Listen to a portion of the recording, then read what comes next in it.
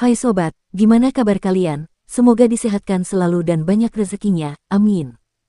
Jangan lupa untuk berlangganan. Dengan Anda berlangganan, Anda menjadi orang pertama di channel ini yang memiliki hak istimewa. Pada kesempatan kali ini, Sabta Novel akan melanjutkan Tales of Herding Gods episode 416-420. Untuk melihat video selengkapnya, sahabat bisa kunjungi playlist yang telah Mimin sediakan. Yuk mari, kita berimajinasi bersama dan masuk ke alur ceritanya.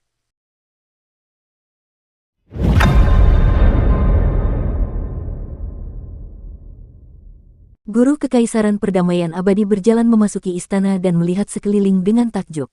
Ia memuji, ketika saya akhirnya pensiun setelah keberhasilan reformasi, saya juga ingin menemukan pemandangan yang menyenangkan seperti ini untuk menikmati kebahagiaan rumah tangga bersama istri dan anak-anak saya. Qin Mu menyambutnya dengan senyuman. Untuk apa Raja Surgawi datang ke sini? Saya di sini bukan sebagai Raja Surgawi untuk bertemu dengan Master Sekte, tetapi sebagai pengajar Kekaisaran Perdamaian Abadi untuk bertemu dengan Kaisar Manusia. Semoga Kaisar Manusia membantu kita. Ekspresi Qin Mu langsung berubah serius. Guru Kerajaan, silakan bicara. Guru Kekaisaran Perdamaian Abadi melihat sekeliling sebelum berkata, di mana Kaisar Manusia tua? Bisakah aku mengundangnya untuk berbicara juga? Kepala desa sedang berjemur di bawah sinar matahari dan minum teh. Mereka berdua mendapati kepala desa sedang minum teh bersama apoteker. Banyak wanita mengelilingi mereka, memegang cangkir teh di bibir mereka, jadi keduanya bahkan tidak perlu mengulurkan tangan. Sudut mata Guru Kekaisaran Perdamaian Abadi berkedut. Permaisuri janda ada di antara gadis-gadis itu. Dia segera menutup mukanya dan pura-pura tidak melihatnya. Dia selalu berselisih dengan Ibu Suri, yang selalu menentangnya. Selain itu, Raja Racun Kecil Fu Yuanxing yang meracuninya juga merupakan idenya. Akan tetapi, dia masih seorang rakyat kekaisaran, jadi ketika dia melihat janda permaisuri melayani laki-laki seperti itu, tentu saja dia harus menghindarinya. Permaisuri janda melihatnya dan mencibir, tetapi tidak menghindarinya. Apoteker melihat situasi itu dan tersenyum. Terlalu banyak urusan manusia di sini, jadi mari kita pergi ke tempat lain. Aku tahu tempat dengan pemandangan yang sangat indah. Bawalah alat musikmu sehingga kita bisa pergi ke sana dan bermain.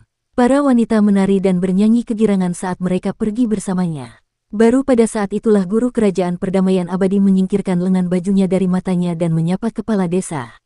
Setelah Qin Mu duduk, dia juga mengikutinya. Peristiwa-peristiwa aneh terus terjadi di Kekaisaran Perdamaian Abadi. Banyak harta karun dan 100 patung batu telah muncul, tetapi ini seharusnya tidak luput dari telinga kalian berdua, bukan? Aku yakin aku tidak perlu menjelaskan bahayanya kepada kedua kaisar manusia itu. Guru Kekaisaran Perdamaian Abadi langsung ke pokok permasalahan dan berkata, kunjunganku ke sini adalah untuk meminta Kaisar Manusia mengeluarkan segel Kaisar Manusia dan memerintahkan semua pahlawan di dunia untuk berperang melawan langit tinggi, untuk mencegah orang-orang menderita lagi. Kepala desa menatapnya dengan heran dan bertanya, apakah Guru Kerajaan pernah ke surga tinggi? Guru Kekaisaran Perdamaian Abadi menggelengkan kepalanya. Jika kau tahu kekuatan sejati High Heavens, kau tidak akan berpikir seperti ini. Dulu, aku mengambil semua pahlawan di bawah komandoku dan merencanakan pertarungan hidup mati dengan High Heavens di West Earth, tetapi hasilnya hanya aku yang kehilangan lengan dan kakiku. High Heavens tidak hanya memiliki 4 penguasa High Heavens, tetapi juga dewa-dewa palsu lainnya. Keempat penguasa itu tidak perlu ditakuti, tetapi kau akan bertemu dengan dewa sejati, dewa sejati. Wajah tuanya dipenuhi kerutan yang sangat dalam. Kelihatannya seperti petani tua yang punggungnya menghadap matahari, kerutan itu sendiri adalah tanah yang dibajaknya. Dewa sejati yang merupakan dewa dalam segala aspek, kata kepala desa dengan tenang. Keterampilan pedangku kalah dengan keterampilan pedangnya, dan dia memotong kaki dan lenganku. Kaisar Manusia, Cei. Itulah yang dia katakan sebelum membuangku seperti sampah. Dia menatap Guru Kekaisaran Perdamaian Abadi. Saat itu, kamu belum lama lahir, jadi kamu tidak akan tahu tentang ini. Para praktisi kuat yang mengikutiku meninggal, melarikan diri, atau bubar. Aku, Kaisar Manusia ini, telah gagal total. Aku menderita kekalahan telak. Pencapaianmu dalam keterampilan pedang telah melampaui milikku, meskipun pencapaianmu dalam jalur pedang masih sedikit lebih rendah dari milikku. Namun, jika kamu pergi ke surga tinggi, akhirmu akan sama dengan milikku. Guru Kekaisaran Perdamaian Abadi mengerutkan kening. Kalau begitu, apa yang harus kita lakukan? Jangan pergi ke surga tinggi, tapi cegat mereka, kata kepala desa. Siapapun yang turun harus dibunuh. Satu orang turun, kita bunuh satu. Semua turun, kita bunuh semua. Jangan khawatir tentang dewa sejati itu. Dia membutuhkan banyak pengorbanan daging dan darah untuk turun. Dulu, dia berhasil datang hanya karena dewa surga tinggi digunakan sebagai pengorbanan. Kalau begitu, guru kekaisaran perdamaian abadi memandang Kinmu dan bertanya dengan sungguh-sungguh, bolehkah aku meminta segel kaisar manusia? Kinmu mengeluarkan gumpalan hitam yang merupakan segel. Itu sama sekali tidak menarik perhatian, tetapi terbuat dari semua harta karun terbaik di semua klan dan sekte. Mereka ditempa menjadi satu dan mewakili otoritas kaisar manusia. Kinmu mengangkat alisnya dan mengeluarkan segel. Tindakan ini berarti bahwa dia, sang kaisar manusia, akan berjalan dari belakang panggung ke depan, membawa banyak bahaya bagi dirinya sendiri. Seperti kepala desa saat itu, dia telah menjadi kaisar manusia dan tidak punya pilihan selain menghadapi situasi hidup dan mati umat manusia. Ada banyak anak panah tersembunyi yang mengincarnya. Menurut ajaran masyarakat desa, benda seperti segel kaisar manusia harus dibuang sejauh-jauhnya, namun masyarakat desa juga telah mengajarkannya untuk bertanggung jawab. Kesembilan tetua di desa itu mengajarkan kepadanya hal-hal yang berbeda, yang terkadang saling bertentangan satu sama lain, jadi dia harus memilih dan mengikuti kata hatinya. Kinmu menarik napas dalam-dalam dan bertanya, "Kepala desa, bagaimana cara menggunakan segel ini?" "Tuang ki vitalmu ke dalamnya, lalu biarkan kami membantumu." Kinmu mendorong ki vitalnya ke dalam, dan ki itu mengalir ke dalam segel kaisar manusia. Gumpalan hitam itu tampaknya memiliki semacam kesadaran yang aktif dan mengalir keluar ke pemiliknya. Kinmu langsung merasakan ledakan di kepalanya, seolah-olah ada praktisi kuat yang tak kenal menyerah dan semangat pantang menyerah mereka yang tersembunyi di dalam dan kini menyerbu ke arahnya. Terpesona, dia pikir dia melihat sekelompok orang berpakaian compang camping berjalan ke arahnya. Di belakang mereka ada banyak rakyat jelata dari berbagai ras yang berasal dari setiap klan dan sekte kekaisaran perdamaian abadi. Mereka adalah nenek moyang orang-orang di negeri ini. Wajah mereka tampak kurus kering dan menyimpan jejak-jejak kesulitan dan api perang, serta pengetahuan tentang banyaknya korban. Tatapan mereka dipenuhi dengan kesedihan dan ketakutan. Mereka membawa sejarah yang akan membuat orang putus asa saat bencana melanda negeri itu. Para dewa dan iblis telah menyebarkan malapetaka, dan kaisar manusialah yang telah membawa mereka keluar dari keputusasaan, membawa mereka ke negeri baru ini. Masing-masing dari mereka mengeluarkan harta karun mereka dan menanamkan kesadaran mereka di dalamnya. Harta karun tersebut kemudian dilebur dan ditempa menjadi segel besar sebelum dipersembahkan dengan hormat kepada orang tersebut. Orang yang memegang segel ini akan menjadi kaisar manusia. Kesadaran mereka berubah menjadi suara-suara yang meledak dalam pikiran Kinmu. Dengan segel kaisar manusia keluar, tidak ada yang akan menentang. Jantung Kinmu bergetar. Pada saat itu, guru kekaisaran perdamaian abadi dan kepala desa melepaskan ki vital mereka untuk membantu mengaktifkan segel kaisar manusia. Dengan suara dengungan, segel itu melayang tinggi ke langit dan memancarkan cahaya yang cemerlang. Kesadaran yang tak tergoyahkan itu berubah menjadi substansi fisik, dan penampakan para leluhur serta kaisar pendiri sekte dan negara bersinar, meninggalkan jejak sosok agung mereka di langit dan bumi. Kesadaran yang mengerikan menyerbu ke segala arah, menyampaikan panggilan kepada para penerus mereka yang memiliki garis keturunan yang sama, memanggil mereka untuk maju. Itulah janji mereka, ikrar abadi yang mereka buat kepada kaisar manusia atas perbuatannya. Dengan keluarnya segel kaisar manusia, tak akan ada yang tidak patuh. Janji yang dibuat para leluhur 20.000 tahun lalu harus dipatuhi bahkan setelah waktu yang lama berlalu. Setelah beberapa saat, kepala desa dan guru kekaisaran perdamaian abadi menarik kembali kekuatan sihir mereka. Kinmu menyebarkan ki vitalnya dengan pikirannya yang melonjak. Itu adalah segel kaisar manusia, harta karun yang dipersembahkan semua klan dan sekte kepada kaisar manusia. Itu jelas tidak memiliki kekuatan apapun, tetapi memiliki kemampuan luar biasa untuk mengumpulkan pendukung. Kita tunggu saja di sini beberapa hari. Apa yang akan terjadi ya sudah terjadi, kata kepala desa acuh tak acuh. Guru kekaisaran perdamaian abadi setuju. Bolehkah saya bertanya berapa banyak ahli yang akan datang? Praktisi kuat dari alam jembatan ilahi biasa tidak akan terlalu berguna. Mereka hanya akan dapat menyerahkan hidup mereka bahkan jika mereka datang. Kepala desa tersenyum. Mereka yang berani dan bisa datang tentu saja ahli. Guru kekaisaran perdamaian abadi masih belum tenang. Para ahli di dunia ini biasanya berada di tempat-tempat suci, dan mereka yang setara dengan mereka hanyalah Rulai Tua, Master Dao Tua, dan para ahli dari ibu kota Giok kecil. Namun, tempat ini tidak terlibat dalam urusan duniawi sementara Rulai Tua dan Master Dao Tua telah pensiun. Mereka yang bisa datang jumlahnya tidak banyak. Hati Kinmu sedikit tergerak. Ketika aku melihat penampakan tadi, tidak semuanya adalah manusia. Beberapa dari mereka jelas milik ras lain. Saya juga melihat banyak ras aneh, kata Imperial Preceptor. Dulu, klan yang diselamatkan Kaisar Manusia tidak hanya terdiri dari manusia. Beberapa dari mereka meninggalkan tanah kedamaian abadi ini untuk mencari rumah lain, di wilayah lain. Ekspresi guru Kekaisaran Perdamaian Abadi dipenuhi dengan keheranan. Mereka pergi ke luar negeri. Di Laut Timur, sebuah pulau besar bergerak perlahan di lautan. Di dalamnya hiduplah ras yang aneh. Para lelaki memiliki tanduk di kepala mereka dan mencari nafkah dengan memancing, sementara para wanita tidak memiliki tanduk. Ketika para lelaki itu melompat ke laut, tubuh mereka akan bergetar dan berubah menjadi tubuh paus besar. Namun, kepala mereka masih memiliki tanduk tajam seperti bor yang biasa mereka gunakan untuk bergerak di dalam air seolah-olah mereka sedang terbang. Monster-monster di laut sama sekali bukan lawan mereka. Setiap kali ada tangkapan, paus-paus itu akan melompat kembali ke pulau-pulau, berubah kembali menjadi manusia saat mendarat di daratan. Mereka kemudian akan membawa hasil tangkapan mereka ke desa. Tiba-tiba, semua orang di pulau itu bisa merasakan panggilan yang tak terlukiskan dari garis keturunan mereka. Mereka semua melihat ke arah negeri yang jauh. Pemanggilan segel Kaisar Manusia. Di kuil yang berada di tengah pulau, jantung para tetua berpakaian putih berdegup kencang saat mereka berteriak, "Cepat, bangunkan leluhur tua." Aang! Teriakan merdu seekor paus terdengar dari dasar laut, dan pulau itu bergetar karena punggung seekor paus. Ketika ia terbangun, ia memuntahkan pilar air yang tingginya ratusan meter. Jauh di sana, ada beberapa pulau lagi yang terapung-apung, yang juga merupakan milik paus-paus besar.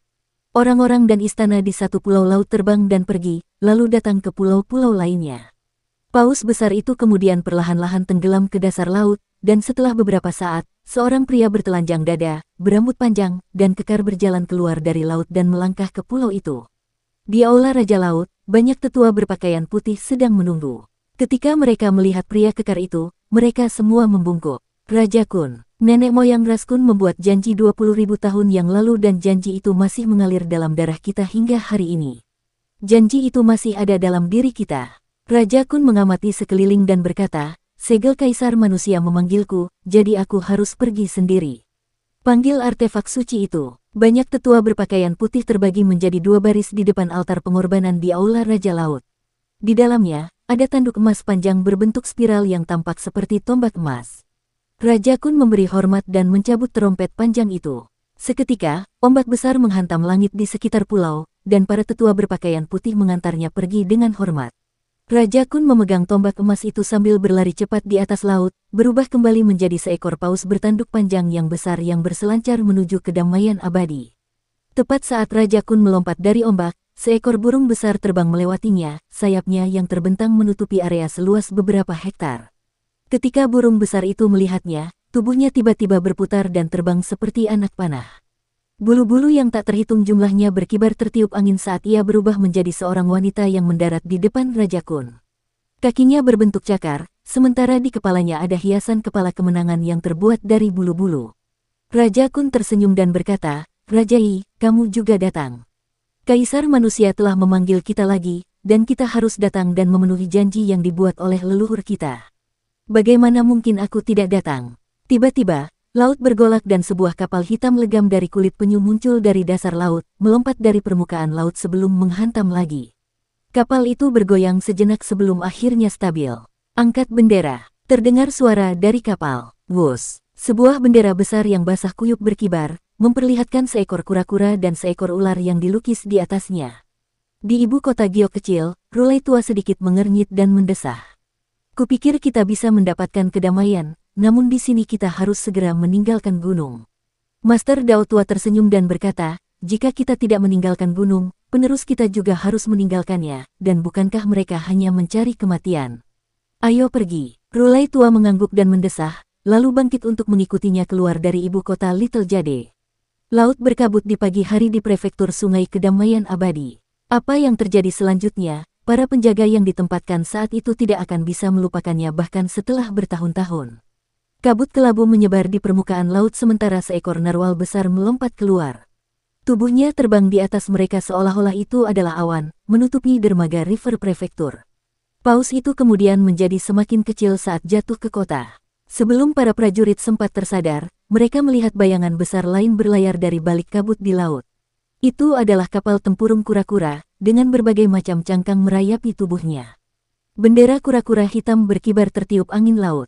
Kapal besar itu berlayar lurus menuju dermaga, dan tepat saat kapal itu tampak akan menabrak dermaga, tiba-tiba kapal itu terangkat puluhan meter dari tanah dengan 4 kaki. Kapal itu kemudian berjalan di udara di atas kapal-kapal lainnya dan bergemuruh memasuki kota. Di dalamnya, para prajurit menatap kapal yang berjalan di depan mereka dengan linglung. Mereka melihat bahwa kapal itu membawa seekor ular terbang yang melingkarinya dan mengepakkan sayapnya di tiang kapal. Jika itu belum cukup, para prajurit di kapal itu juga tampak aneh. Mereka memiliki cangkang kura-kura di punggung mereka serta ular terbang yang melingkari mereka, membentuk semacam simbiosis yang aneh. Prefektur Tambak juga mengalami kejadian aneh. Daerah itu dikenal dengan 1000 kolam dalam yang dasarnya tidak terlihat. Pada hari itu, 1000 kolam tiba-tiba mengering, dan air serta ikan di dalamnya lenyap sekaligus. Banyak orang melihat ke kolam terdalam dan melihat bahwa di dasarnya sebenarnya ada pintu perunggu. Hakim prefektur kolam memerintahkan orang-orang untuk turun ke bawah guna memeriksa kolam, dan mereka melaporkan, pintu-pintu perunggu di dasar kolam terkunci dengan segel, tidak bisa dibuka. Sementara hakim itu bingung, pintu perunggu itu tiba-tiba terbuka dan seorang pria bersisik berjalan keluar. Dia berbalik untuk mengunci pintu, lalu berteriak, aku tahu, wanita menyebalkan. Kaisar manusia telah memanggilku jadi aku hanya membantu memenuhi janji leluhur kita, aku tidak akan galak dan berkelahi. Kau tahu bahwa emosiku adalah yang terbaik di antara kita, penjelajah bumi. Lihat apa yang kau lihat. Lihat aku menghancurkan lututmu dengan satu pukulan, aku tidak berbicara tentangmu, aku mengatakan raksasa desa di atas, aku tahu untuk mengunci pintu. Kau lebih cerewet daripada ibuku. Hakim prefektur kolam dan yang lainnya berdiri di samping kolam sambil memperhatikan kurcaci setinggi 5 kaki dengan wajah penuh janggut yang dengan hati-hati mengunci pintu perunggu sebelum datang ke darat. Hakim prefektur Pon maju dan bertanya dengan rasa ingin tahu, kakak senior ini. Kurcaci yang ditutupi sisik itu menatapnya dengan waspada. Raksasa desa, jangan lihat kami, para pengembara bumi. Kami telah membuat perjanjian sebelumnya bahwa permukaan bumi adalah milik kalian, desa, dan bawah tanah adalah milik kami. Hakim prefektur Pon tercengang ketika mendengar kurcaci itu berteriak ke dalam kolam tepat setelahnya. Wanita, lepaskan airnya. Cegah raksasa-raksasa ini mencuri dunia bawah tanah kita. Air mulai mengalir ke kolam-kolam, dan segera, semua kolam yang dalam terisi. Riak-riak batu giok kebiruan di kolam-kolam itu seperti sisik, dan ada banyak ikan di dalam air sekali lagi. Tepat saat hakim prefektur Pon hendak menanyakannya, kurcaci itu tiba-tiba membuat terowongan di dalam tanah dan menghilang. Hakim prefektur Pon dan yang lainnya tercengang. Ada orang yang tinggal di bawah tanah. Bagaimana mereka bisa bertahan hidup di sana? Sementara itu di prefektur Willow di selatan yang banyak memuja Dewa Willow menyaksikan pohon Willow berubah menjadi naga hijau dan terbang menjauh. Banyak kejadian aneh terjadi di seluruh dunia, yang menyebabkan banyak perbincangan di kalangan masyarakat umum. Muer, ini adalah formasi yang kulihat hari itu di langit. Aku tidak sempat memeriksanya secara detail jadi yang bisa kuingat hanya sebatas ini. Di rumah bangsawan itu, Bacer memberikan semua matahari, bulan, dan bintang yang telah digambarnya selama 2 hari kepada Kinmu. Kulit kepala pemuda itu merinding ketika melihat apa yang memenuhi aula. Dia mengambil satu gambar yang digambar Bacer yang menggambarkan sebuah bintang dan melihat bahwa strukturnya sangat rumit dan tampak agak terperosok dalam detail-detail kecil. Bintang itu adalah bintang utama, dan gambar formasi itu samar-samar memperlihatkan wajah hitam dan taring dewa hantu yang memegang kuas di satu tangan dan segel emas di tangan lainnya. Di bawah kakinya terdapat altar pengorbanan naga ikan. Kinmu kemudian mengambil gambar bintang lain, yaitu bintang serigala rakus. Formasi itu memperlihatkan gambar seekor kura-kura naga dan altar pengorbanan di bawah kakinya. Dia mengerutkan kening dan mengamati gambar-gambar lainnya juga. Sebagian besar gambar memiliki altar pengorbanan yang dibentuk oleh formasi sementara bagian dalam bintang-bintang berbentuk dewa dan setan. Apa sebenarnya kegunaan formasi dewa dan iblis serta altar pengorbanan ini? Apakah untuk mengoperasikan fenomena astronomi atau hal lain? Kegelisahan memenuhi hatinya. Jika tujuannya hanya untuk menjaga agar fenomena astronomi palsu di langit tetap beroperasi, tidak perlu serumit itu.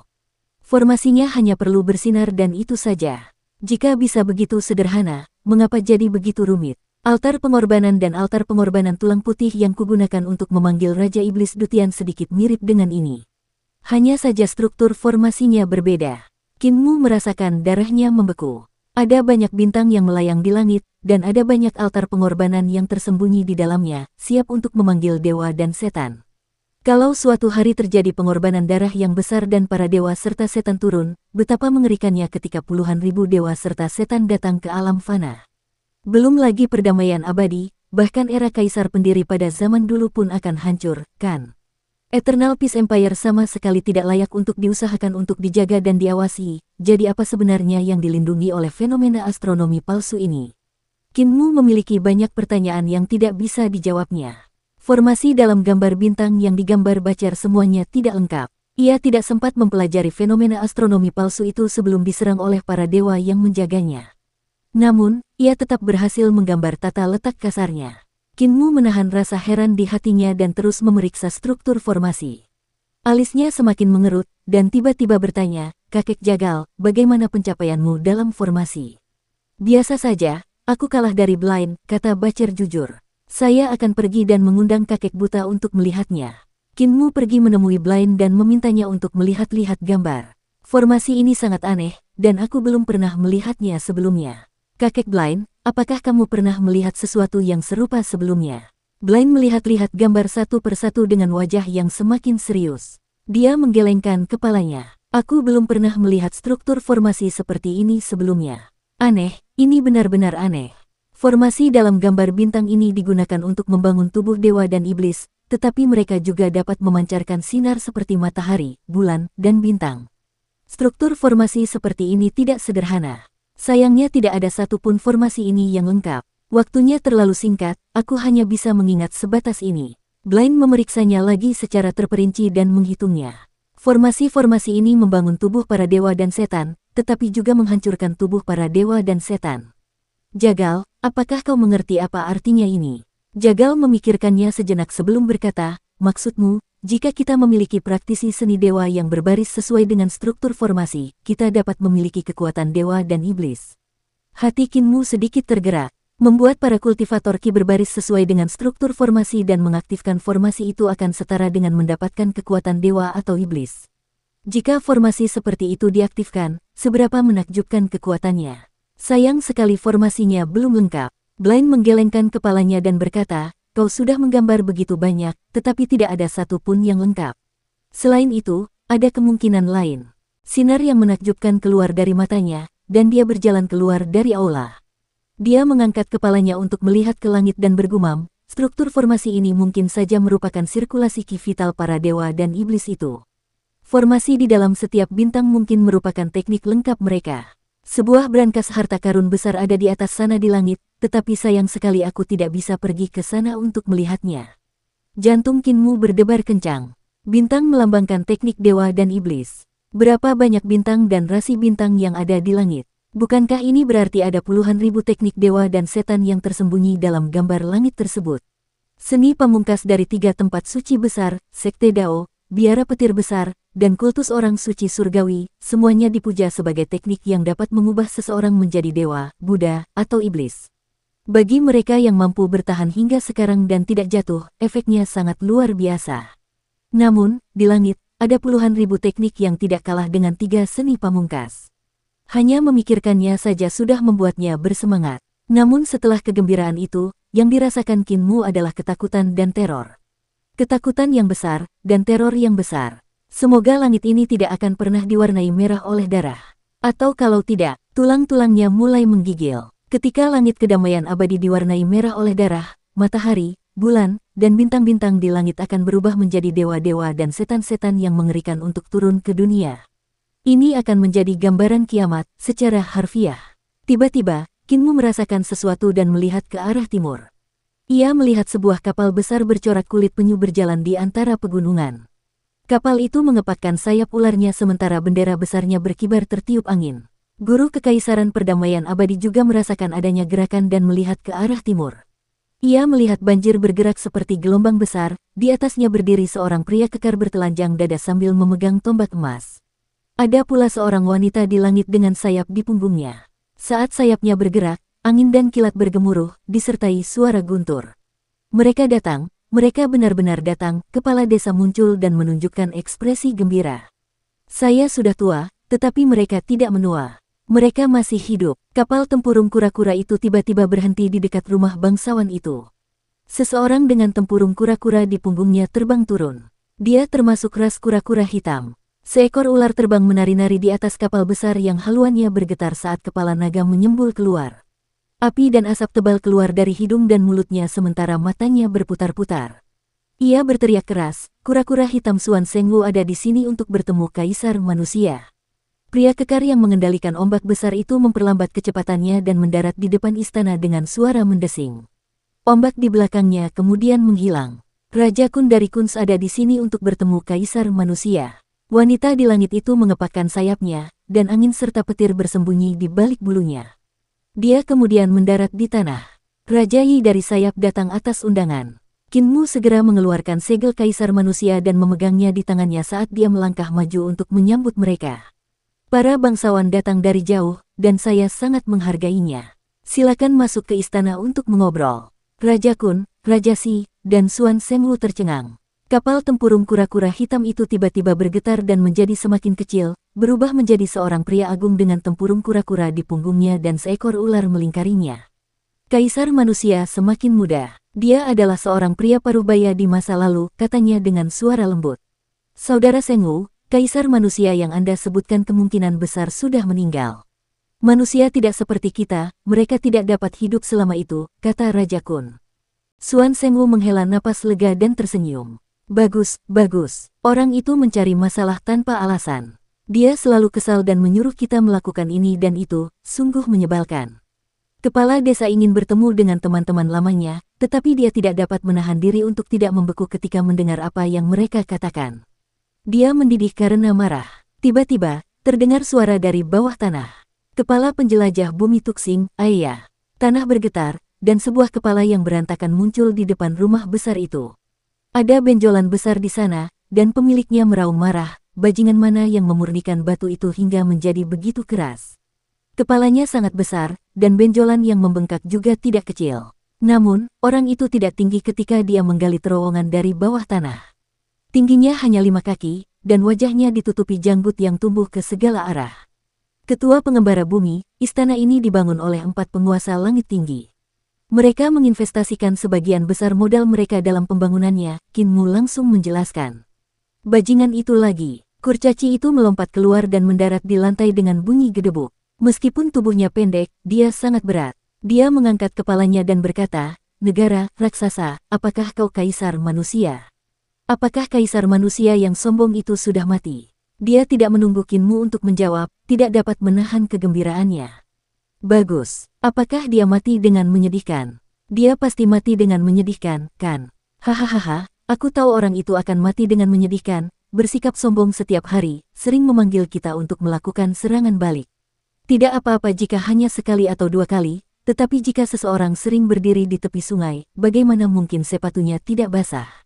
Semakin banyak dia bermain, semakin cepat dia seharusnya kalah. Tapi sekarang dia sudah mati, kan? Qin Mu menoleh ke belakang, tetapi dia tidak melihat kepala desa. Kepala desa ada di sini beberapa saat yang lalu, jadi kemana dia pergi sekarang? Saya Tuxing Feng dari Earth Travelers, kepala suku saat ini. Leluhur saya adalah penguasa bumi dari era Kaisar Pendiri, dan seluruh keluarga kami sependek ini. Anda seharusnya pernah melihat kuil bumi di reruntuhan besar sebelumnya, bukan? Yang mereka sembah adalah leluhur keluarga kami. Kurcaci itu asyik diajak ngobrol, dan dia juga bicara cepat. Ras kita sangat pandai melahirkan, jadi ada penguasa bumi di mana-mana selama era Kaisar Pendiri, dan begitu pula kuil bumi. Setiap gunung memiliki dewa-dewa pengembara bumi kita. Namun, di antara orang-orang kami, semakin kecil tubuhmu semakin baik. Sejak era Kaisar Pendiri berakhir, garis keturunan kami telah menjadi keruh, dan kami telah tumbuh semakin tinggi. Dengan tinggi badanku, aku dapat dianggap sebagai raksasa di antara para penjelajah bumi, dan aku akan dibenci oleh para leluhurku. Itu mengingatkanku, aku memiliki 28 saudara laki-laki, tetapi aku yang tertua. Kakak laki-lakiku yang kedua bernama Qin Mu terbatuk dan berkata, semuanya, silakan masuk ke dalam. Tiba-tiba, angin iblis bertiup. 5 pria dan wanita dengan penampilan aneh berdiri di atas angin iblis yang hitam pekat. Para pemimpin ras iblis, 5 tetua abadi ada di sini atas undangan Kaisar Manusia. Qin Mu tercengang. Guru Kekaisaran Perdamaian Abadi berdiri di sampingnya dan berkata, kelima orang ini semuanya dari ras iblis, dan kemampuan mereka sangat kuat. Hati Qin Mu sedikit tergerak. 5 makhluk abadi, rubah, kuning, putih, willow, dan tikus, adalah pepatah dunia fana. Rubah abadi adalah rubah, kuning abadi adalah musang, putih abadi adalah landak, willow abadi adalah ular, dan tikus abadi adalah tikus. Kelimanya adalah pemimpin ras iblis dan mewakili 5 ras elit di antara iblis. Kaisar Manusia generasi pertama bahkan pernah menyelamatkan para iblis saat ia menyelamatkan manusia di dunia di masa lampau. Bahkan para pemimpin iblis pun turut mempersembahkan harta karun mereka saat bersama-sama menempa segel Kaisar Manusia. 5 tamu, silakan. Qin Mu mengundang semua orang ke dalam istana dan memasuki aula utama untuk duduk. Kepala desa juga datang, tetapi saat semua orang melihat lelaki tua yang menyerupai tongkat itu, mereka tidak mengenalinya pada awalnya. Selain kepala desa, tukang daging, bisu, buta, matua, cacat, tuli, apoteker, dan nenek si juga duduk di tempat masing-masing. Tuk Xing Feng berulang kali menatap kepala desa, merasa dia cukup familiar, membuat kepala desa sedikit canggung. Setelah beberapa saat, petapa King Yu membawa Yu He dan Yu Yu dan menyapa Qin Mu sebelum menyapa kepala desa sambil tersenyum. Kita terlambat. King Si kecil, Yu Si kecil, dan Yu Si kecil. Tuk Xing Feng tidak dapat menahan kegembiraannya dan melompat untuk berteriak, kalian masih hidup. Kupikir kalian sudah mati. King Si kecil, hubunganmu dengan Kaisar Manusia sebelumnya cukup baik. Apakah bajingan itu sudah mati? Pertapa King Yu tampak sedikit canggung ketika menunjuk kepala desa. Bukankah Kaisar Manusia tua masih ada? Kepala desa merasa malu, dan ingin bersembunyi di suatu tempat. Tuk Xing Feng dan yang lainnya tertawa terbahak-bahak dan maju untuk menyambutnya. Kami sudah lama mengenalmu, tetapi kami hanya ingin menggodamu. Meskipun kamu sering memanggil kami merindukan waktu yang kami habiskan bersamamu. Bisa berjuang bersama kalian selama bertahun-tahun adalah kehormatan terbesar bagi kami. Kepala desa tiba-tiba menangis dan tersedak perkataannya. Guru Kekaisaran Perdamaian Abadi sangat tersentuh. Dewa Pedang generasi sebelumnya memiliki begitu banyak teman dekat, yang merupakan sesuatu yang tidak mungkin bisa ia capai. Old Rulai dan Old Dao Master juga tiba, dan semua orang kembali bersemangat. Manusia masih makmur, seperti yang diharapkan dari ras yang mampu memerintah negeri ini. Raja Kun melihat semakin banyak ahli manusia berdatangan dan melihat bahwa ras lain hanya bisa mengklaim sebagai yang setara jika digabungkan. Hal ini membuatnya mendesah sedih dalam hatinya. Dewa Abadi memandang Qin Mu. Kaisar Manusia mengeluarkan segel Kaisar Manusia, jadi misi apa yang kita miliki kali ini? Willow Immortal adalah seorang wanita, dan dari namanya, dia tampak seperti pohon willow yang telah berubah menjadi iblis, tetapi sebenarnya, dia adalah ular hijau yang memiliki garis keturunan naga hijau yang berubah menjadi iblis. Tidak diketahui berapa lama dia hidup, tetapi meskipun dia mengatakan dirinya sudah tua, dia tidak terlihat seperti itu. Manusia paling banyak memiliki rentang hidup 800 tahun, tetapi rentang hidup ras lain melampaui batas itu. Qin Mu tidak dapat menebak berapa lama Willow Immortal telah hidup. Namun, karena sebagian besar praktisi kuat telah bertarung bersama kepala desa sebelumnya, mereka tidak mungkin terlalu muda. Para abadi lainnya, putih, kuning, dan tikus semuanya laki-laki, dengan rubah menjadi satu-satunya perempuan lainnya. Mencegah langit tinggi, Qin Mu mengamati sekelilingnya dan berkata, saudara-saudara senior dan saudari-saudari senior, kurasa kalian sudah melihat patung-patung batu dan harta karun di kedamaian abadi, kan? Para dewa langit tinggi akan muncul untuk melepaskan bencana alam di harta karun dan mengaktifkan fenomena astronomi. Gempa bumi, tanah longsor, tsunami, letusan gunung berapi, dan badai akan melanda daratan.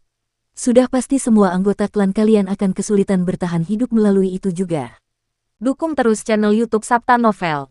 Semua orang mengernyitkan alis. Dalam perjalanan, mereka memang melihat banyak patung batu. Jika benar seperti yang dikatakan Qin Mu, saat bencana terjadi, orang-orang mereka tidak akan bisa menghindari musnah juga. Sebelum aku datang, aku membawa harta karun yang muncul dari bawah tanah. Hadirin sekalian, silakan lihat, kata Guru Kekaisaran Perdamaian Abadi. Dia mengeluarkan karung Taoti dan dengan hati-hati membukanya sambil mengalirkan kekuatan sihirnya untuk mengangkat kuali bundar berwarna merah sebelum dengan hati-hati meletakkannya di tanah. Semua orang mengelilinginya dan memeriksanya secara mendetail. Kuali itu berwarna merah tua, dan ada api yang menyembur keluar dari dalamnya. Berkali-kali, bola-bola api akan meledak dan mengapung di sekitar kuali itu. Kuali itu memiliki luas 6 ar, dan di tengahnya, ada sebuah lubang yang ditutup rapat oleh penutup besar. Rune penyegel ada di sekelilingnya. Tampaknya ada kekuatan mengerikan yang tak terbatas di dalam kuali yang terus bergetar. Aula juga bergetar terus-menerus sementara genteng kaca di atap bergetar dengan pola yang teratur. Seluruh istana bergetar sementara pohon-pohon di sekitarnya bergetar pelan. Guru Kekaisaran Perdamaian Abadi sangat berhati-hati seolah-olah dia takut mengaktifkan energi kekerasan dalam kuali. Ini adalah kuali gempa bumi. Tuk Xin Feng berdiri di samping kuali besar itu, lalu berjalan mengitarinya 2 kali. Suaranya seperti guntur ketika dia berkata, kuali gempa bumi mengandung kekuatan gempa bumi, dan jika dilepaskan, puluhan ribu gunung di Kekaisaran Perdamaian Abadi akan rata dengan tanah. Leluhurku pernah menempa harta karun semacam ini atas perintah kaisar dan menggunakannya untuk mengumpulkan energi gempa bumi di mana-mana. Dia mengeluarkan palu tajam berbentuk tanduk. Bagian depan kepala palu itu datar sedangkan bagian belakangnya berbentuk tanduk tajam. Dia memukul Earthquake Cauldron dengan bunyi berdenting keras. Guru Kekaisaran Perdamaian Abadi ingin menghentikannya, tetapi sudah terlambat. Rumah bangsawan itu bagus, tetapi gunung-gunung dalam radius 300 meter darinya bergetar hebat dan bergoyang seolah-olah sedang menari. Pegunungan bergetar sementara bumi bergejolak. Batu-batu gunung hancur dan pohon-pohon yang tak terhitung jumlahnya tumbang dalam sekejap. Betapa King Yu sangat marah dan menyambar palu itu. Ia hampir tergencet ke tanah karena beratnya, jadi ia segera melepaskannya sambil berteriak dengan marah, "Paku 3 inci, apa kau gila?" Tuk Xin Feng mengambil palu besarnya dan memegangnya seolah-olah benda itu sangat ringan. Aku sangat mengenal benda semacam ini, dan tidak apa-apa untuk memukulnya. Daerah di sekitar sini sepi dan tidak ada seorang pun di sekitar sini, kan? Kinmu menggelengkan kepalanya. Tidak ada seorang pun yang tinggal di dekat sini. Namun, sebaiknya kepala Tuk Xin tidak bersikap gegabah. Biar aku coba. Kepala kura-kura hitam Suan Sengwu maju dan berkata dengan sungguh-sungguh, "Paku 3 inci, pukul kuali gempa bumi. Aku ingin melihat apakah aku bisa meredam gelombang kejutnya." Mata Tuk Xin Feng berbinar, dan dia tersenyum. Perisai kura-kura hitam dikenal sebagai pertahanan terkuat, jadi kamu mungkin bisa menekan kuali gempa bumi ini. Baiklah, mari kita coba. Kinmu hendak menghentikan mereka ketika Nenek Si mengulurkan tangannya untuk menghentikannya dan menggelengkan kepalanya dengan lembut. Dia berkata dengan suara rendah, "Muer, yang mereka hormati adalah segel kaisar manusia dan bukan kamu, jadi mereka tidak akan mendengarkanmu. Biarkan mereka mencoba. Jika mereka tidak menderita, mereka tidak akan melawan surga tinggi bersamamu." Kinmu segera berhenti berusaha menghalangi mereka. "Guru kerajaan, bawa kuali ini keluar dan biarkan mereka mencobanya." Kekuatan sihir Guru Kekaisaran Perdamaian Abadi mengalir keluar, dan dia dengan hati-hati membawa kuali gempa bumi keluar dari aula. Semua orang mengejarnya, dan Su Sengwu dengan ular terbang melingkarinya melangkah maju. Dia berteriak, dan lapisan rune tempurung kura-kura terbang keluar untuk menyegel area di sekitar Earthquake Cauldron. Semuanya terkunci bersama. Ini membentuk sistem segel dengan hampir 100 lapisan yang bersinar dengan cahaya yang mengalir dan warna yang melimpah. Tuk Xin Feng mengangkat palu bertanduk tajamnya dan memukul kuali gempa bumi dengan keras, mengakibatkan ledakan yang mengguncang dunia karena energi di dalamnya langsung meledak keluar. Gelombang kejut yang dahsyat itu menembus 100 lapis pertahanan Su Sengwu, dan wajahnya langsung berubah. Kura-kura hitam dan ular terbang itu berteriak serempak saat pria itu memperlihatkan tubuh aslinya, berubah menjadi kura-kura hitam besar untuk menekan gelombang kejut itu dengan seluruh kekuatannya. Itu menyebabkan dia batuk darah sementara tubuhnya yang besar terhempas ke langit. Ekspresi semua orang berubah, dan mereka masing-masing menggunakan metode pertahanan terkuat mereka untuk menyegel energi yang merajalela itu dengan seluruh kekuatan mereka. Dalam sepersekian detik, banyak gemuruh terdengar saat harta karun ilahi semua orang dibuka satu demi satu. Roh primordial mereka bangkit saat jembatan ilahi yang rusak membentang di langit dengan mereka di atasnya, dan kekuatan sihir meledak pada saat yang sama, menekan Earthquake Cauldron bersama-sama. Gelombang kejut energi itu mereda sejenak sebelum meletus sekali lagi, menghempaskan semua sosok besar itu ke segala arah, menghantam mereka ke sekeliling rumah besar itu. Wajah semua orang menjadi pucat pasi, dan mereka berdiri untuk melihat kuali merah tua itu dengan rasa tidak percaya. Sekalipun energi mengerikan itu telah dihalangi oleh mereka, energi itu juga telah melukai mereka semua. Tri Insnell, seberapa besar kekuatan Earthquake Cauldron yang diaktifkan oleh palumu? Su Sengwu bertanya dengan keras sambil menyeka darah di sudut mulutnya dan kembali ke bentuk manusianya. Tuk Xing Feng menggelengkan kepalanya dan berkata, itu bahkan tidak sampai 1% dari kekuatan Earthquake Cauldron. Semua orang merasa sedih. Orang-orang terkuat di dunia ini berkumpul di sini, dan mereka tidak dapat memblokir bahkan 1% pun kekuatan Earthquake Cauldron. Jika para dewa dari High Heavens turun dan mengaktifkan kekuatan penuh dari harta karun tersebut, Guru Kekaisaran Perdamaian Abadi khawatir Tuk Xing Feng akan ingin bermain-main lagi dan segera menyingkirkan kuali gempa bumi miliknya. Masih ada 17 harta karun yang mirip dengan ini. Harta karun itu sulit dipindahkan, dan kecerobohan apapun akan mengaktifkan kekuatan di dalamnya. Satu saja sudah cukup untuk menghancurkan Kekaisaran Perdamaian Abadi, jadi 18 pasti berlebihan. Tatapan Raja Kun berkedip saat dia berbicara. Ini bukan lagi masalah manusia saja, tetapi ancaman bersama terhadap semua ras yang hidup di dunia ini. Jika kekuatan 18 harta itu meledak, orang-orangku di laut juga akan kesulitan untuk melarikan diri. Semua penjelajah bumi di bawah tanah kemungkinan besar akan mati akibat gempa, kata Tuk Xing Feng. Saat badai memenuhi langit, akan sulit bagi rakyatku untuk lolos tanpa cedera juga, Raja Yi mengulanginya. Kalau begitu, Qin Mu mengamati sekelilingnya dan berkata dengan sungguh-sungguh, mari kita berangkat sekarang dan mencegat High Heavens. Muer, menyergap High Heavens bukanlah hal yang mudah, jadi kumohon jangan pergi, ucap Nenek Si dengan suara rendah. Qin Mu sedang terburu-buru memurnikan pil roh untuk memberi makan naga banjir. Karena dia akan melakukan perjalanan jauh, dia perlu menyiapkan beberapa pil roh tambahan. Ketika dia mendengar apa yang dikatakan Nenek Si, dia tertegun sejenak sebelum tersenyum padanya. Nenek, akulah yang mengundang mereka, jadi bagaimana mungkin aku tidak pergi? Nenek Si menggelengkan kepalanya dan berkata, kamu hanya berada di alam 6 arah. Jika kamu tidak pergi, mereka tidak akan mengatakan apapun. Untuk pertempuran ini, High Heavens mungkin akan mengerahkan seluruh kekuatan mereka.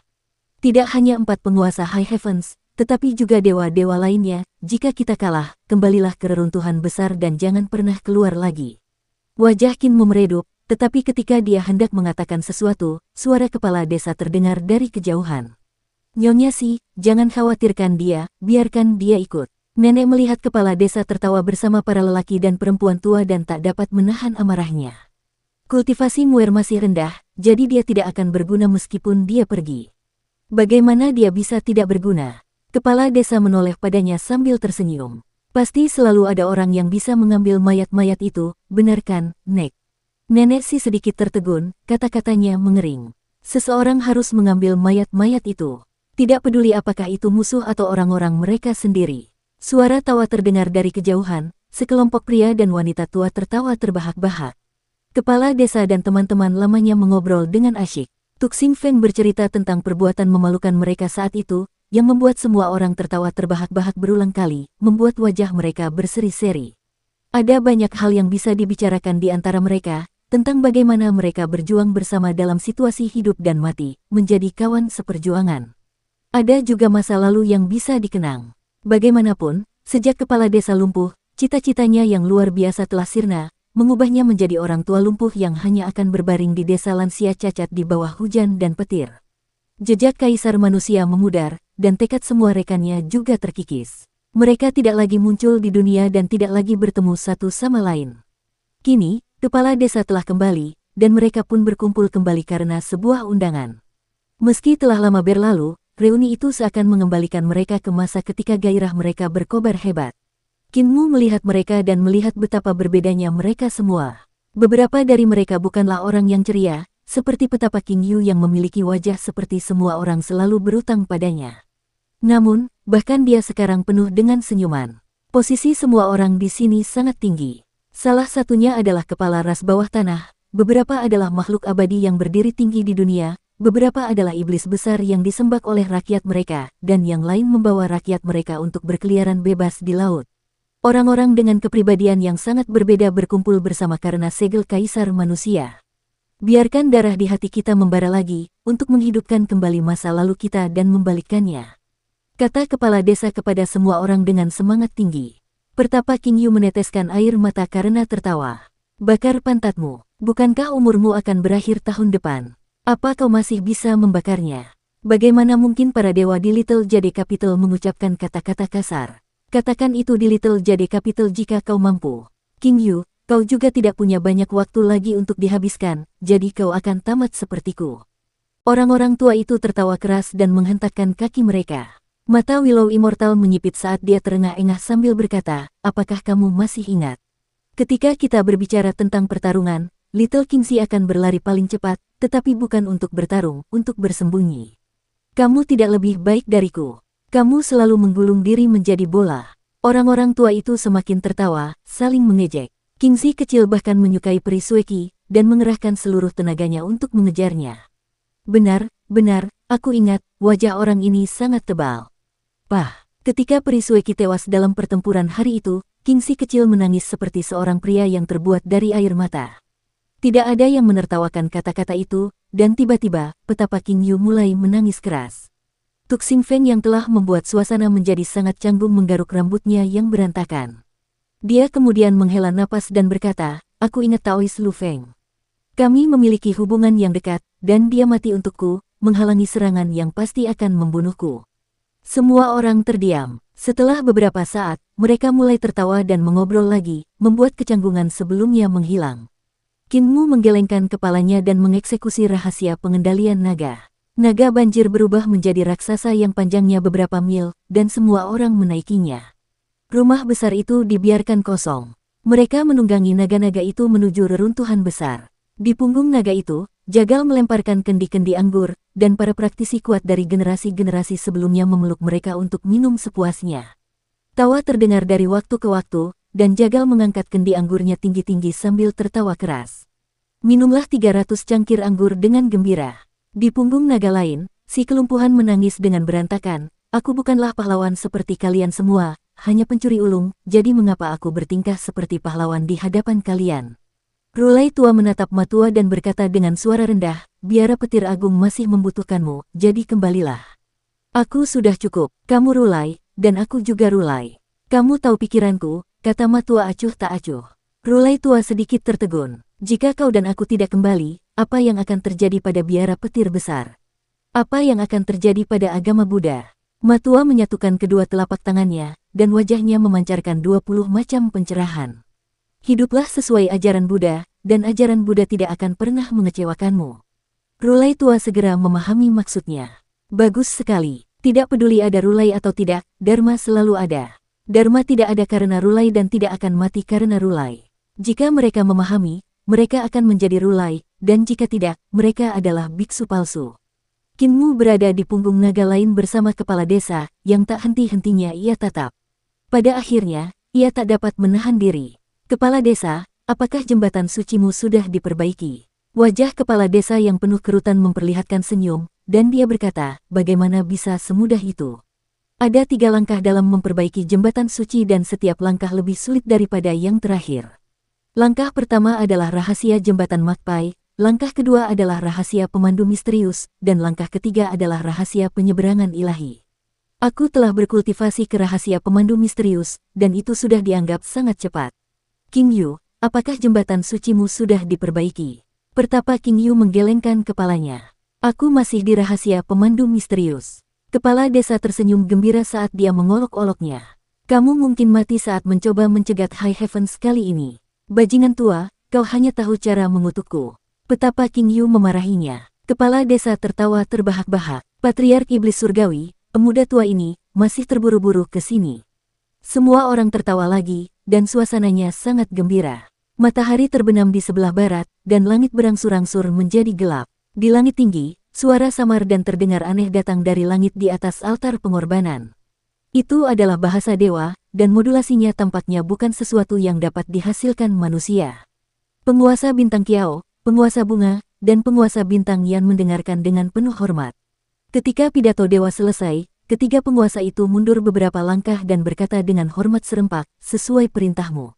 Segalanya tenang di altar pengorbanan. 3 penguasa di bawah altar itu memasang wajah serius. Setelah beberapa saat, penguasa bintang yang tidak dapat menahan diri untuk berkata, apakah kita benar-benar melakukan ini?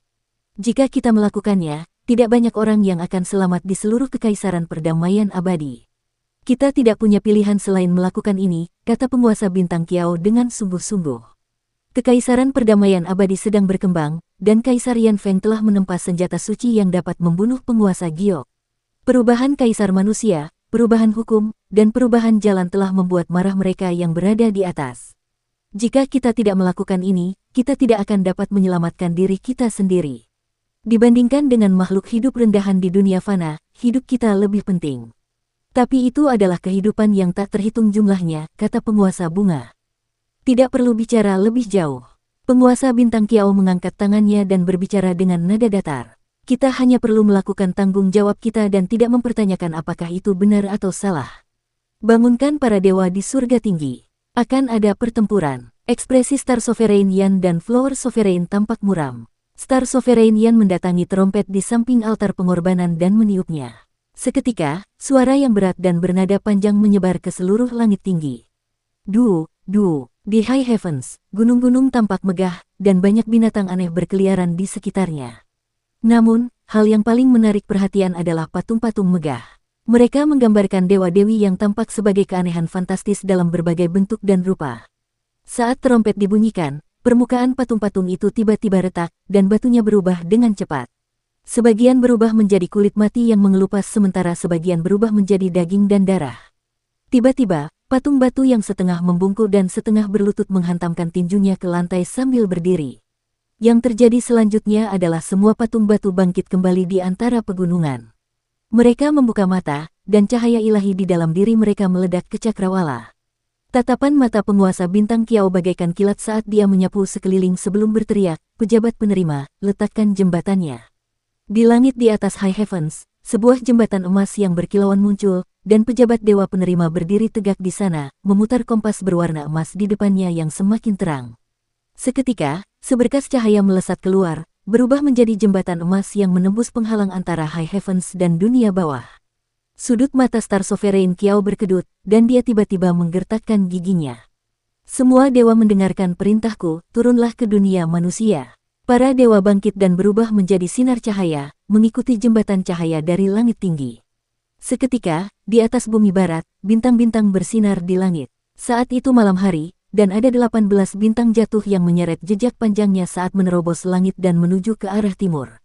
Pada malam hari di Great Ruins, salju tebal turun dari langit saat sang patriark muda dan penatua disiplin duduk di reruntuhan di sekitar api unggun yang menerangi sekeliling mereka. Saat ini sedang turun salju. Penatua disiplin mengangkat kepalanya dan melihat kepingan salju melayang turun dari kegelapan. Musim dingin tahun ini tampaknya sangat panjang. Sang patriark muda menggunakan sebatang kayu untuk menusuk kayu bakar, membuat api semakin berkobar. Saat api unggun berderak, percikan api melayang bersama asap. Itu masih dianggap baik-baik saja. Tahun baru seharusnya sudah berakhir, kan? Sang patriark muda tersenyum. Setelah itu, cuaca perlahan menjadi lebih hangat. Pada saat itu, tiba-tiba terdengar tawa kecil. Perbesar apinya. Aku juga ingin menghangatkan diri. Keduanya menoleh ke belakang dan melihat seorang pria mengenakan topi bambu berbentuk kerucut berjalan keluar dari kegelapan. Dia hanya memiliki 9 jari, dan uap mengembun menjadi kabut saat dia mengembuskan napas. Teman Dao Lingjing, patriark muda itu segera bangkit untuk menyambutnya. Dao Lingjing membalas salamnya dan melepas topi bambunya sebelum mengulurkan tangannya ke api agar tetap hangat. Tatapannya berkedip. Teman Dao Iblis Surgawi juga menjawab panggilan kaisar manusia dan akan maju untuk menemuinya. Patriark muda itu menggelengkan kepalanya. Aku tidak akan menemui mereka. Aku sudah tahu apa yang terjadi, jadi aku hanya menunggu di sini. Bahkan jika mereka tidak tiba tepat waktu, aku bisa mencegat para dewa dari surga tinggi terlebih dahulu. Teman Dao Lingjing, bagaimana denganmu? Daois Lingjing tersenyum. Saya ragu-ragu untuk waktu yang lama, karena saya tidak berhubungan baik dengan banyak orang, seperti Dewa Pedang Tua. Lihat jari ini, jari itu dipotong olehnya. Namun setelah saya pikirkan baik-baik, semuanya kembali pada janji yang dibuat oleh leluhur umat manusia. Jika saya tidak menepatinya, saya akan gagal sebagai manusia, jadi saya memutuskan untuk pergi dan menemui mereka. Kalau begitu, kau tidak perlu pergi, kata patriark muda itu sambil tersenyum. Kau bisa menunggu di sini saja. Jika mereka tidak datang tepat waktu, kita bisa mengulur waktu bersama-sama. Taois Lingjing mengangguk, dan mereka bertiga tidak berbicara lagi. Ketika tengah malam tiba, salju berhenti, dan jejak cahaya bintang yang megah muncul di langit, mengarah ke timur dari barat. Patriark muda itu tersenyum pada tetua disiplin. Bawa kembali teman Dao Lingjing dan abuku, jika kalian masih bisa menemukan mayat kami. Penatua disiplin membungkuk. Selamat tinggal untuk kalian berdua. Ketika dia mengangkat kepalanya, Patriark Muda dan Taois Lingjing telah menghilang, dan di langit ada 2 jejak cahaya lagi. Mereka naik secara diagonal untuk mencegat 18 bintang jatuh. Kegelapan di reruntuhan besar sunyi namun ramai. Kegelapan yang pertama adalah kegelapan bagi orang-orang yang tidak memiliki kemampuan bersembunyi di desa-desa dan reruntuhan. Jika seseorang cukup kuat, malam di reruntuhan besar akan sangat ramai. Berjalan pada masa itu, seseorang dapat melihat berbagai pemandangan aneh dan mengalami kejadian supranatural yang tak terhitung jumlahnya. Jika ada takdir, mereka bahkan dapat memasuki dunia yang menakjubkan. Tentu saja, itu masalah lain mengenai apakah mereka dapat kembali hidup-hidup. Malam di reruntuhan besar sangat menawan. Karena badai salju baru saja berakhir, gumpalan salju tergantung di dahan-dahan yang bersinar ketika cahaya menyinarinya. Seolah-olah sekelilingnya dihiasi dengan pakaian perak. Langit tiba-tiba menjadi sangat cerah, dan banyak makhluk hidup mengangkat kepala mereka di reruntuhan besar.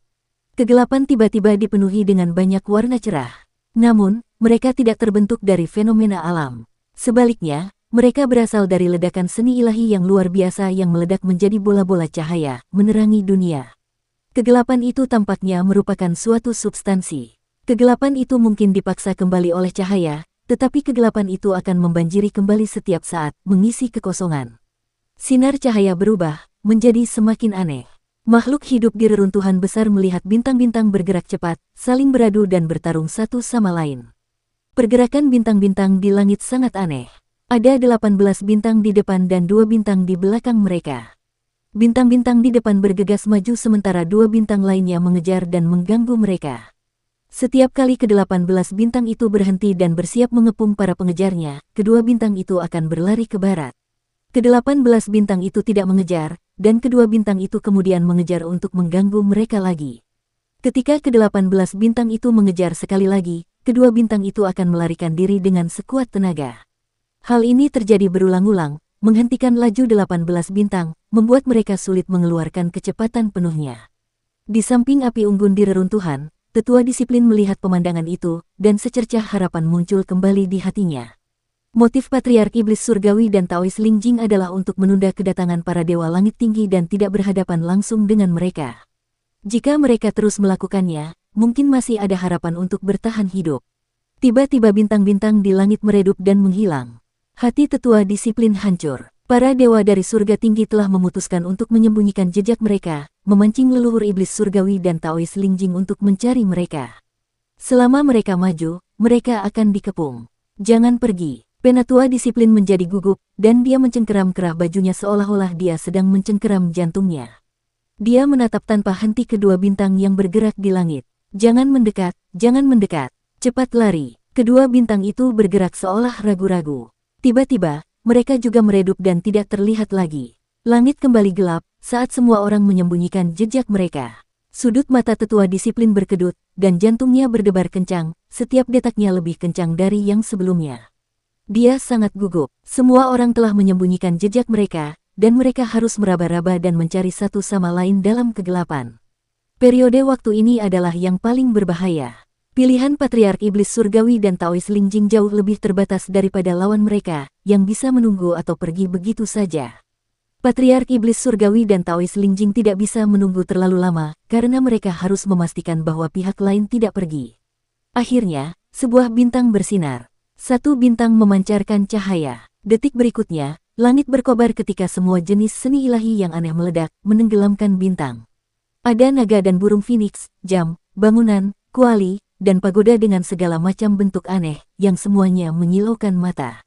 Kekuatan seni ilahi itu meletus, dan langit yang gelap sekali lagi diterangi dengan warna-warna yang berbeda, mengusir semua kegelapan sekaligus. 18 dewa dan iblis yang agung dapat terlihat samar-samar terbang di atas, wajah mereka tampak serius atau jahat. Anggota tubuh mereka kokoh, dan saat sinar seni ilahi jatuh ke tubuh mereka, rune dari semua warna melayang ke atas. Orang yang dikepung oleh serangan mereka adalah Taois Lingjing, Patriark Iblis Surgawi tidak bersamanya. Taois Lingjing adalah umpannya. Hati tetua disiplin bergetar hebat. Sebagai umpan, Taois Lingjing pasti akan mati. Tidak ada yang bisa bertahan hidup setelah dikelilingi oleh serangan 18 dewa dan iblis. Tujuan Taois Lingjing adalah menggunakan dirinya sendiri sebagai korban untuk memikat 18 dewa dari surga tinggi. Itu akan memberi Patriark Iblis Surgawi kesempatan untuk melancarkan serangan diam-diam. Kemampuan Taois Lingjing sangat hebat. Ia juga salah satu orang terkuat di masa itu, bahkan berani bertarung dengan kepala desa untuk memperebutkan gelar orang nomor 1 di dunia. Namun, ia kalah dan kehilangan satu jarinya. Namun ketika tiba saatnya melancarkan serangan diam-diam, dia tidak dapat berbuat banyak. Pakaian teleportasi dan bendera teleportasi milik Sekte Iblis Surgawi adalah metode terbaik untuk melakukan hal semacam itu. Jika seseorang memancing 18 dewa keluar, Patriark Iblis Surgawi dapat dengan mudah melancarkan serangan diam-diam, yang akan menjadi satu-satunya kesempatan mereka untuk melukai mereka dengan parah.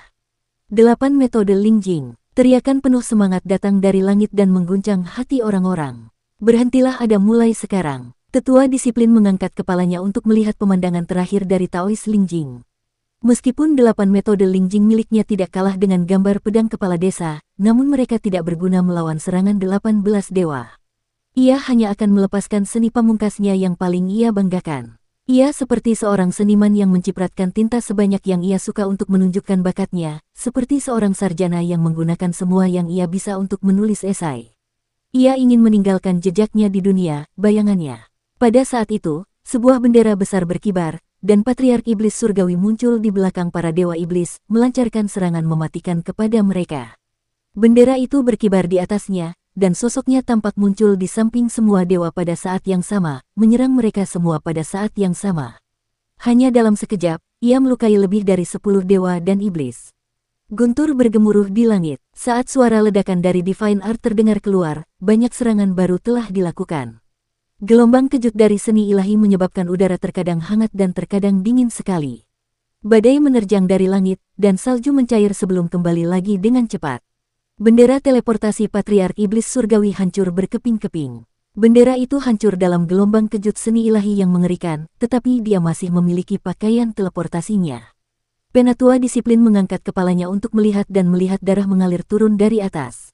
Awalnya hanya gerimis lalu menjadi semakin deras. Salah satu dari 20 bintang yang bergerak di langit meredup dan goyang. Tiba-tiba, bintang itu padam dalam tabrakan hebat dan jatuh dari langit. Taois Lingjing telah meninggal. Wajah Elder of Discipline meredup. Hanya Patriark Iblis Surgawi yang tersisa, dan dia masih bertarung. Bahkan jika dia ahli dalam 7 tulisan ciptaan dalam kitab suci Iblis Surgawi Pendidikan Agung, akan sulit baginya untuk mengubah hasil pertempuran. Di reruntuhan, tetua disiplin tidak lagi mengangkat kepalanya untuk melihat pertempuran di langit. Sebaliknya, dia menatap api unggun, tanpa sadar menambahkan lebih banyak kayu bakar ke dalamnya. Api itu makin lama makin membesar, dan intensitas panasnya pun bertambah, tetapi dia tidak dapat merasakan apapun. Mengapa musim dingin ini begitu dingin? Dia menggigil kedinginan dan menambahkan lebih banyak kayu bakar. Apa yang salah dengan api ini? Tidak peduli seberapa besar apinya tetap saja dingin. Bagaimana bisa tetap dingin setelah aku menambahkan begitu banyak kayu bakar? Bintang lain meredup di langit, sebelum kembali bersinar terang. Bintang itu sangat indah, menerangi langit. Keajaiban ciptaan, cahaya dan bayangan yang mendominasi. Sebuah teriakan memecah kegelapan, memberi inspirasi dan mengejutkan. Dong! Suara merdu lonceng terdengar dari langit, melesat ke segala arah. Suara itu segera menghilang, dan keajaiban ciptaan pun berakhir. Cahaya di langit berangsur-angsur menghilang, dan kegelapan perlahan kembali setelah ledakan. Sebuah bintang telah jatuh. Penatua disiplin membenamkan kepalanya di tangannya dan tidak mengatakan apapun. Ia menunggu fajar menyingsing, untuk mengambil mayat kedua lelaki tua itu.